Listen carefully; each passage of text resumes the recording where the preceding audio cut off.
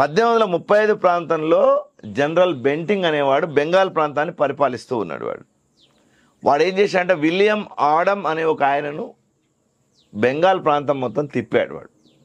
అసలు Indian system, knowledge system ఏంటి, వీళ్ళు ఎట్లా ఈ దేశంలో ఇన్నేళ్ల నుంచి ఉండగలిగారు, ఎట్లా వీళ్ళ యొక్క ఏకత్వం ఉంది, ఎట్లా వీళ్ళ ఆధ్యాత్మికత ఉంది, ఏంది వీళ్ళ యొక్క రహస్యం, ఇన్ని దాడులు జరిగినా వీళ్ళు తట్టుకొని నిలబడగలుగుతున్నారు. సుమారు 1000 సంవత్సరాల దాడులు కదా మన దేశంలో కదా.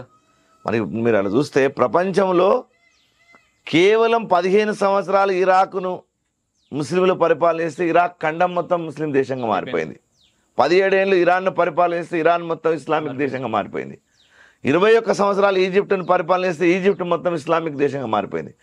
50 సంవత్సరాలు యూరప్ను పరిపాలనిస్తే యూరప్ మొత్తం క్రైస్తవమయమైంది. అట్లనే గ్రీకు, అట్లనే చైనీసు, చాలా చోట్ల ఎక్కడెక్కడ వీళ్ళు పోయినరు అక్కడక్కడ విధ్వంసాలు అయిపోయినాయి. అయితే మరి 1000 సంవత్సరాల్లో సుమారు 700 సంవత్సరాలు ఈ దేశంలో ముస్లింలు, 200 ఏళ్ళు క్రైస్తవులు పరిపాలించిన ఈ దేశంలో హిందుత్వం ఎందుకు నిలబడి ఉంది? ఇది వాళ్ళు ఒక రీసెర్చ్గా పెట్టుకున్నారు. ఈ విలియం ఆడమ్ అనేవాడు బుర్ద్వాన్ అనే ఒక జిల్లాకు పోయాడు బెంగాల్లో. వాడు పోయి ఒక రఘునాథ గోస్వామి అని ఒక పల్లెటూరులో ఒక ఆయనను కలిశాడు.